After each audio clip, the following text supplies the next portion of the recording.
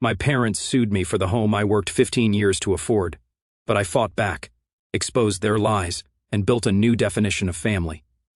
Morning sunlight streams through my kitchen windows, casting long rectangles across the hardwood floor, where half-unpacked moving boxes still wait.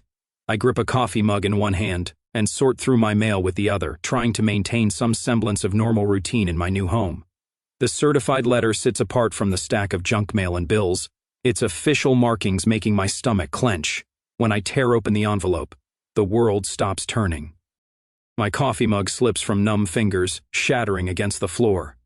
Dark liquid seeps into the grout between tiles as my hands begin to tremble, the legal papers wavering before my eyes.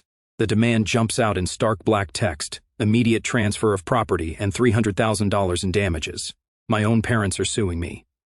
2 weeks earlier, I had stood in this same kitchen, signing closing papers on my $412,000 home, the first major purchase of my life. The real estate agent had beamed as she handed me the keys. "You did this completely on your own," she'd said. "That's something to be proud of." That night, I'd celebrated alone with takeout Chinese and a bottle of champagne I'd been saving since my promotion last year. I wandered through empty rooms, mentally placing furniture I'd carefully budgeted for, mapping out each space that was finally, irrevocably mine. "Look at this, Grandpa," I'd said later during our video call, panning my phone around the living room. I did it. His eyes had welled up with pride. "You sure did, sweetheart. You sure did." The first sign that something was wrong came immediately after I announced the purchase. My parents' faces on FaceTime were tight, uncomfortable. My sister Sabrina hovered in their living room behind them, designer purse dangling from her arm. "How many bedrooms?" Mom had asked, her smile brittle. "3, I'd answered. "And a nice yard." "That's quite a purchase for someone your age," Dad said, his jaw working. Sabrina leaned into frame, her perfectly styled hair falling forward. "Must be nice to have that kind of money to throw around." Mom's eyes darted to her. "You know your sister's been having a rough time, Arden." I should have recognized the warning signs then, but nothing could have prepared me for their ambush a week later. "We need to discuss a family matter," Dad said, his face filling my phone screen, his business tone, the one he used for difficult conversations with employees. Mom dabbed at her eyes with a tissue. "We've always put family first, haven't we? Always supported each other. Your sister needs stability more than you do," Dad continued. "She has plans for that house, creative plans. You can keep renting." I stared at them, uncomprehending. "This is my house. I worked for it. Sabrina can earn her own." "Don't be selfish," Mom snapped. "Family helps family." The certified letter arrived the next day. As I read through the documents now, my throat closes up. Aunt Ramona's name appears as financial backer of the lawsuit. An email from Sabrina is attached as evidence, claiming I stole her opportunity. The demands are spelled out in clinical legal language. Transfer of property deed to Sabrina Lorne. Continued mortgage payments for 18 months, minus $300,000 for child-rearing costs. Written apology for damaging family trust. My hands shake as I dial my grandfather's number. He answers on the first ring. "They've gone too far this time," he says after I explain, his voice hard with anger. I spend the next hour researching attorneys, my heart sinking at retainer fees starting at $10,000. Money I don't have after the down payment and closing costs. The reality settles over me like a heavy blanket. I'll have to defend myself. That night I sit alone in my new home, surrounded by boxes I haven't had the energy to unpack. Tears threaten but don't fall. In their place, something stronger takes root: determination. They want my house? The one I spent 15 years saving for while they bankrolled Sabrina's failed ventures? The home I earned through countless overtime shifts and careful budgeting? Let them try. I stand up and walk to my bedroom window, looking out at the quiet street below. This is my home, my achievement, my line in the sand. They made their choice to attack what I've built. Now I'll make mine to defend it. Have you ever had family members try to claim what you've worked hard for? Share your experience in the comments. I spread financial documents across my dining room table, the morning sun casting shadows between stacks of bank statements and tax returns. My laptop screen glows with an open spreadsheet. 15 years of financial life reduced to columns and formulas. The numbers tell a story my family doesn't want told. Memory flashback. At age 16, $5.25 an hour at Morningstar Coffee. Tips split between 3 baristas. I can still smell the burnt espresso, feel the ache in my feet after 8-hour shifts. You're missing Sabrina's Sweet 16, Mom had texted that night. The DJ cost a fortune. I'd watched the party unfold on social media between customers. My sister in a custom pink dress, surrounded by floating lanterns and a chocolate fountain. Cost roughly 3 months of my wages. My fingers traced down a column of community college receipts, night classes after work, textbooks bought used, careful budgeting of every meal. Dad's voice echoes from that period. An accounting certificate? It's not even a real degree. The memory of my 18th birthday surfaces, not the celebration, but the argument that followed. What do you mean you won't fill out the FAFSA? I'd asked, clutching university application papers. You're an adult now, Dad had said. Time to stand on your own feet. A week later, I'd found an apartment listing, $400 a month, roaches included. The start of real independence. At the present, my phone buzzes. Mom's number. I let it go to voicemail, already knowing the script. Sweetheart. Her message quavers. We've always given you both exactly what you needed. Why are you being so difficult about this? I pull up my email, finding Dad's response to my emergency root canal 4 years ago. Figure it out.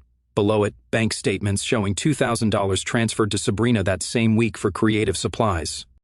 My sister's Instagram feed tells its own story. Semesters abroad in Paris and Rome, funded by our parents. Art supplies that cost more than my monthly rent. Meanwhile, my student loan statements march endlessly onward. Minus $47,000 in debt, every payment made alone. Don't make this harder than it needs to be, Dad's latest email warns. I delete it without responding. A new voicemail notification pops up. Aunt Ramona this time. You selfish girl, she spits. After everything this family's done for you.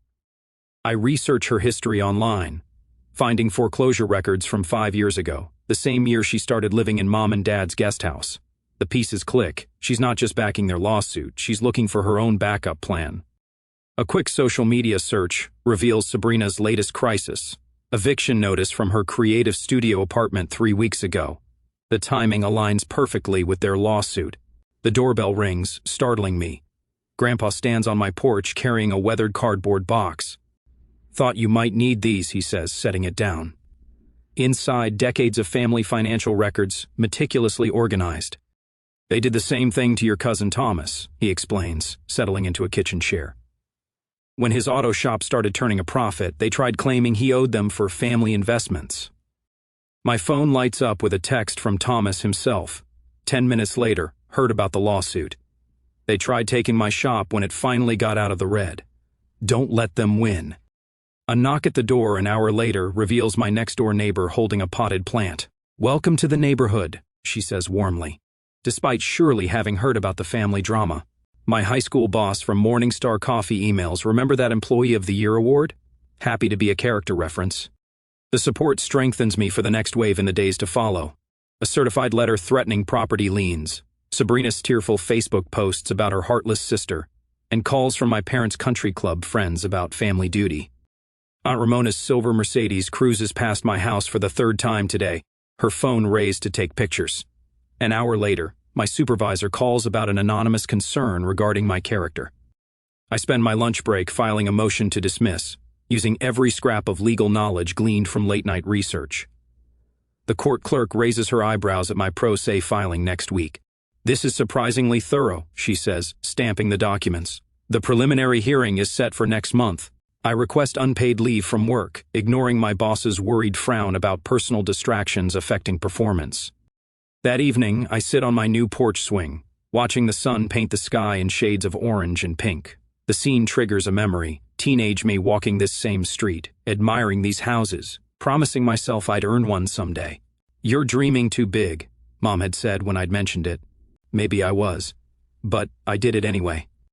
A young family walks past, children laughing as they chase fireflies.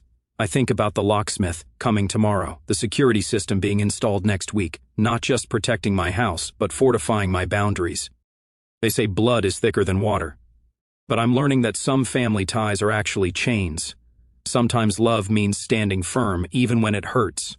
Sometimes independence comes at a price worth paying. I gather my documents and head inside, leaving the porch light on. Not for family, but for the new connections I'm building, one kindness at a time. Next week, the church bulletin lies crumpled on my kitchen counter, my parents' congregation's letterhead stark against today's mail. 3 more prayer requests expressing concern for my wayward path and hardened heart toward family. I add them to the growing pile. My phone buzzes with another social media notification. Sabrina's latest Instagram story features her tearfully holding our childhood photo album, and a family means supporting each other no matter what. #FamilyFirst. My timestamp shows 3 a.m., prime posting hours for maximum sympathy engagement. I pull up my financial tracking spreadsheet, the one I've maintained since that first dishwashing job at May's Diner. 15 years old, scrubbing plates until midnight while my classmates planned homecoming outfits. The memory of pruned fingers and aching feet feels fresh, along with May's gentle reminder, "You're building something, girl. Keep those records clean." Each cell tells a story. $6.25 an hour, times 30 hours weekly, minus bus fare. Community college tuition payments scheduled around 3 part-time jobs. The studio apartment with the leaking ceiling and the second-hand futon I'd proudly purchased for $40. "You really live like this?" Mom had asked during her only visit, eyes sweeping over my carefully arranged thrift store furniture. The spreadsheet continues, monthly savings transfers, starting at $200, growing to $300 as my certifications brought better opportunities. Years of careful planning, every extra penny funneled toward my dream of home ownership. A knock at the door interrupts my review. Through the security camera feed, a new installation courtesy of Grandpa, I spot Mrs. Henderson from 2 doors down. "Thought you might need lunch," she says, holding up a paper bag. "And Gary's taking the 3 to 6 p.m. watch shift today." The neighbors have organized an informal surveillance rotation since Aunt Ramona's Mercedes became a regular fixture on our street. Their quiet support feels like a shield in the days to follow. One Tuesday afternoon, in breaking news notification sent, Sabrina's interview with a local paper, and sister disputes family legacy. The article features her posed artistically in her former studio apartment, surrounded by half-finished canvases. My phone rings. "Thomas. Saw the article," he says without preamble. "Got those account records you asked about? The family investment they claimed I owed? Funny how the numbers match Aunt Ramona's foreclosure exactly." The Whole Foods automatic doors slide open, and I freeze. Sabrina stands by the organic produce, designer sunglasses perched on her head. Too late to retreat. She spotted me. "Well, if it isn't the family trader," she announces loudly enough for nearby shoppers to turn. I focus on selecting tomatoes, keeping my voice steady. "Hello, Sabrina." "You always thought you were better than us," she hisses, stepping closer. "With your precious spreadsheets and your boring job.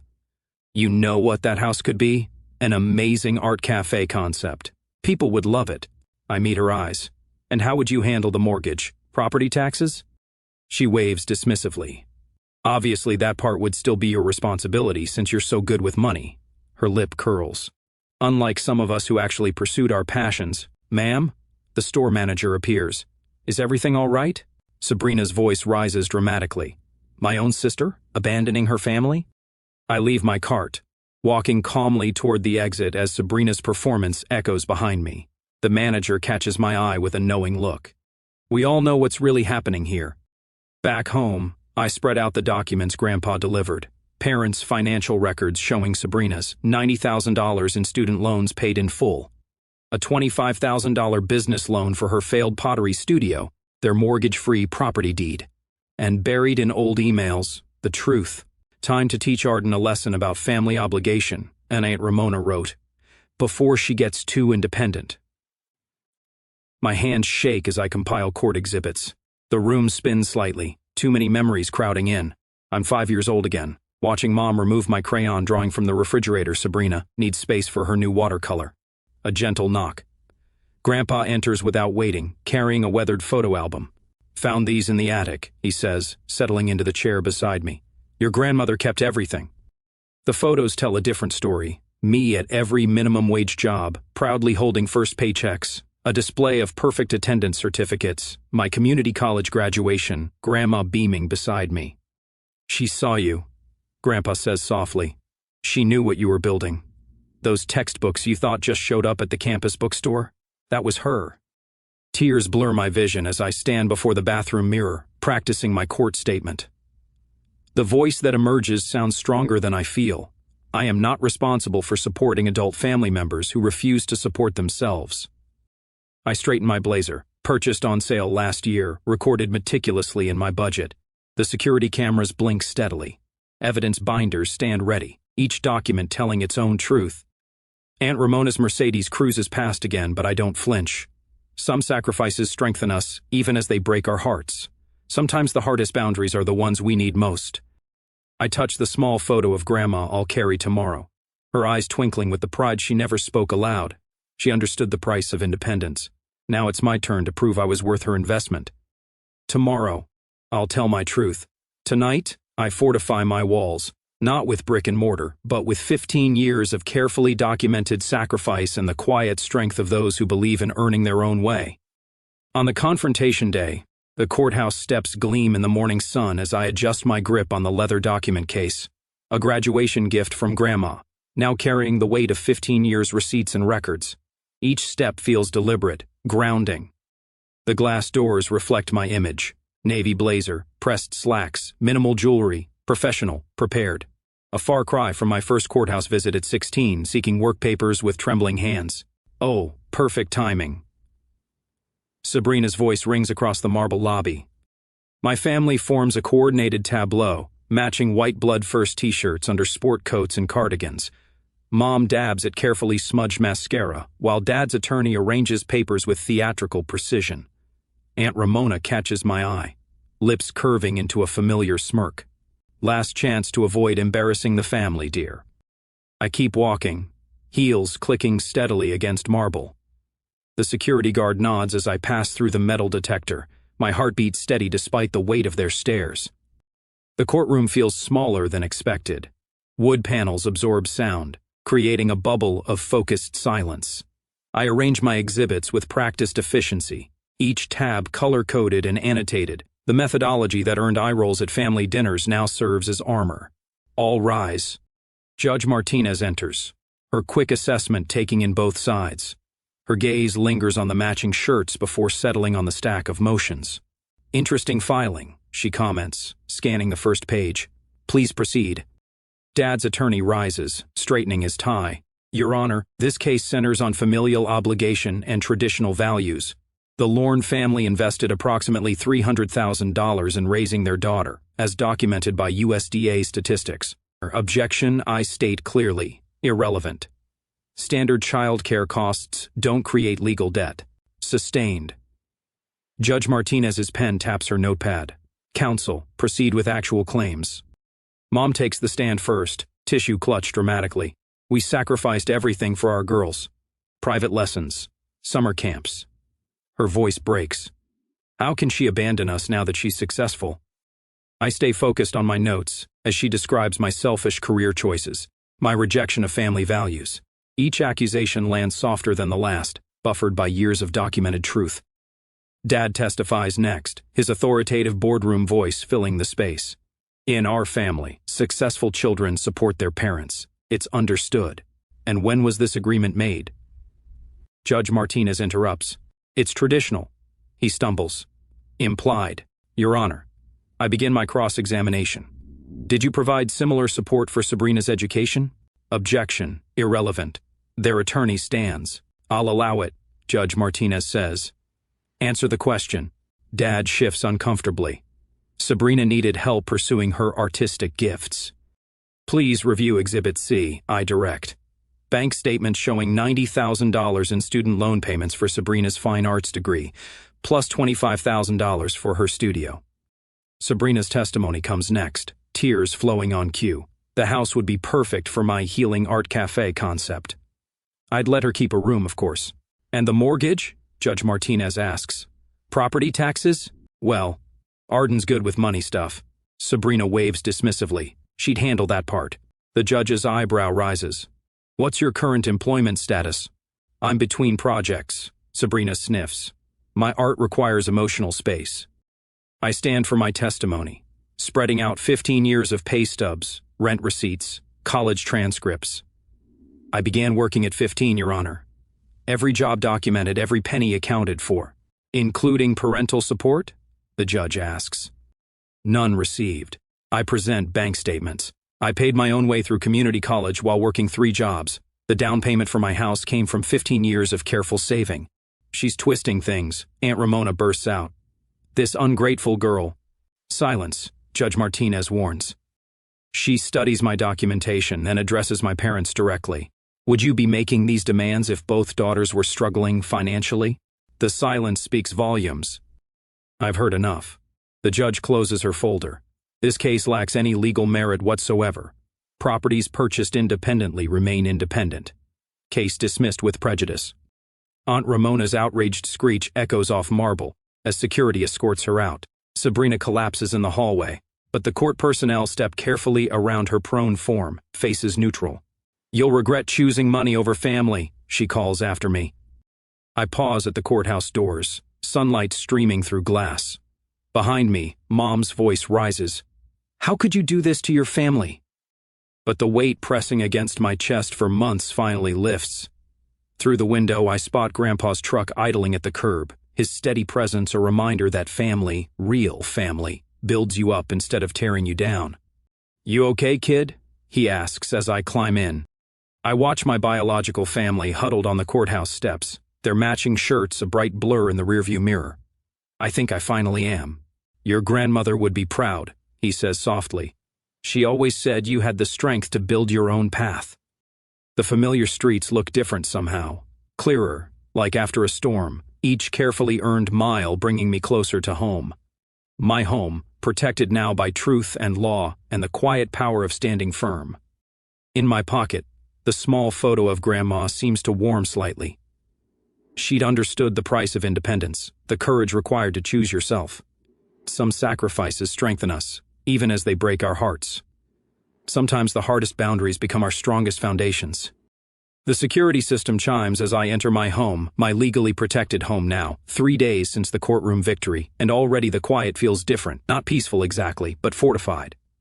My phone buzzes. Another notification from Sabrina's GoFundMe, My sister stole my future. Help an artist heal. The fabricated story beneath makes my stomach clench. After supporting me through art school, my sister betrayed our family's trust. Now I'm facing homelessness while she hoards wealth in an empty house. Please help me create my healing art cafe. I screenshot it for my attorney, then silence notifications. The lies sting less than the calculated manipulation. She knows exactly how to play the victim. Did you see the email? Thomas's text appears. My cousin, usually silent on family matters, has emerged as an unexpected ally. Uncle Edward and Aunt Marlene really outdid themselves. The mass email to our extended family arrived this morning, detailing my cruel betrayal of family values and selfish materialism. Each carefully crafted paragraph, designed to isolate me from the wider family network. I saw it, I reply. Seems familiar? They did the same to me when my business took off. Called me ungrateful. Demanded family investments. I wish I'd fought back like you did.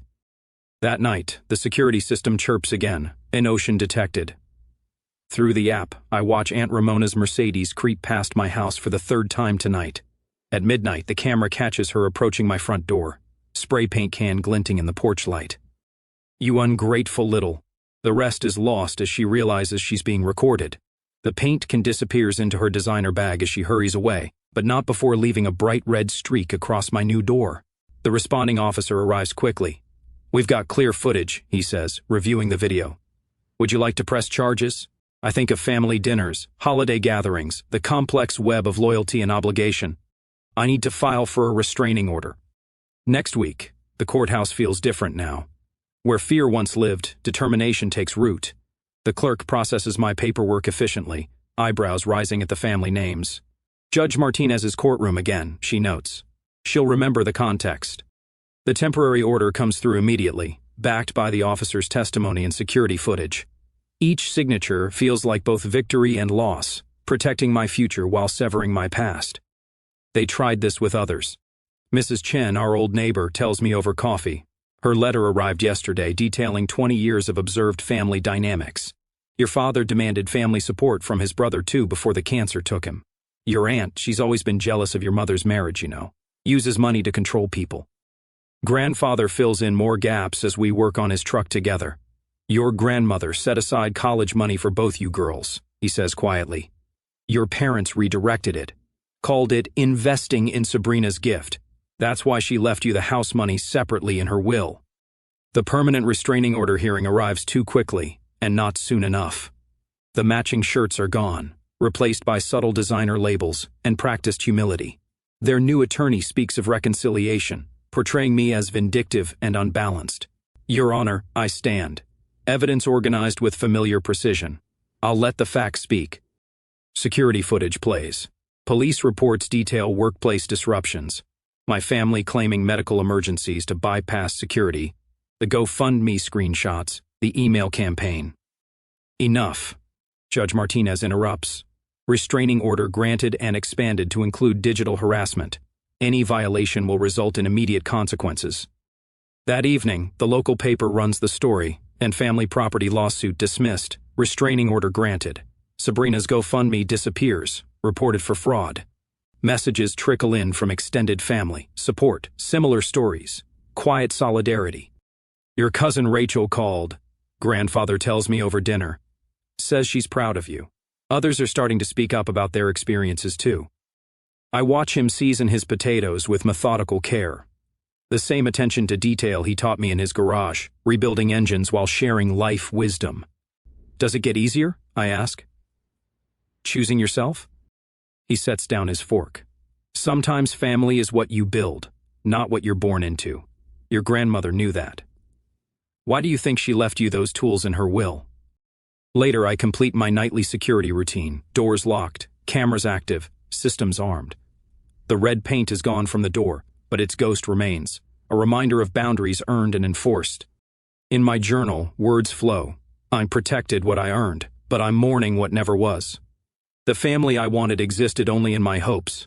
The family I have now, the ones who choose truth over comfort, growth over control, they're the foundation for something real. My phone lights up with another text from Thomas. When in dinner next week? Rachel and her kids want to meet at that new place downtown. I smile, typing back, count me in. The security system chimes softly, on all secure. Through the window, I watch the sunset paint my garden in gentle golds. Grandmother's roses, transplanted from her yard, bloom stubbornly against the fence. Some things grow stronger when forced to root deeper, finding nourishment in unexpected soil. Tomorrow will bring new challenges, but tonight, in this house I earned and defended, I am anchored in truth. Some victories carry the weight of grief, but they clear the ground for new growth, new connections, new definitions of family. I turn off the lights, leaving one on for the porch, a habit learned from grandmother. Not all traditions need to be broken. Some, like her wisdom and strength, become the foundation for something better. The morning sun streams through my kitchen windows, catching dust motes as I measure coffee grounds. 2 scoops per cup, the way grandfather taught me. A year since the restraining order, and my weekends have found their rhythm. Maple's tags jingle as she trots to the back door. My rescue mutt, half golden retriever, half probably everything else according to the shelter, has her own routine now. She knows Mrs. Chen next door will be out gardening, ready with treats and gentle conversation. Just a minute, girl. I check the security app out of habit. The system's still active, but I've scaled back the notifications. No more midnight alerts, no more documenting every passing car. The cameras remain, silent sentinels rather than constant reminders. The workshop smell hits me as I enter the garage, sawdust and engine oil, mingled with fresh coffee. Grandfather's already here, setting up for our Sunday project. We're building a dining room table, big enough for the growing circle of people who actually want to be here. Morning, kiddo. He's arranging clamps with mathematical precision. Thought we'd finish the leg joints today. Perfect timing. I hand him his coffee. Black, 2 sugars. Thomas and Rachel are bringing the kids over later. They can help sand. We work in comfortable silence, measuring twice, cutting once. Through the open garage door, I watch neighborhood children chase each other past my fence. Their parents used to hurry them along, back when the lawsuit made headlines. Now they wave, letting their kids stop to pet Maple through the slats. Saw your father yesterday, grandfather says suddenly, testing a joint's fit, at Henderson's Hardware. My hands stay steady on the wood. How'd that go? Aged 10 years, I'd say. Both of them have. He adjusts his grip on the plane. Marlene was there too, kept looking at throw pillows like they held life's answers. I remember the designer pillows in their perfect house, arranged just so, the way Sabrina would rearrange them when stressed, while I tracked our family's spending in secret spreadsheets. Heard Sabrina's in Oregon now, I offer, some artist collective. Running again. He shakes his head. Your aunt's not doing well either. Blood pressure's through the roof, according to the gossips at church. The wood grain beneath my fingers tells a clearer story. Growth rings marking seasons of plenty and want. Strength built through adversity. We shape it carefully, honoring its natural character while creating something new. Later, as autumn sun warms the backyard, friends gather for what's become our tradition, the Sunday potluck. Thomas's kids chase Maple while Rachel sets up lawn games.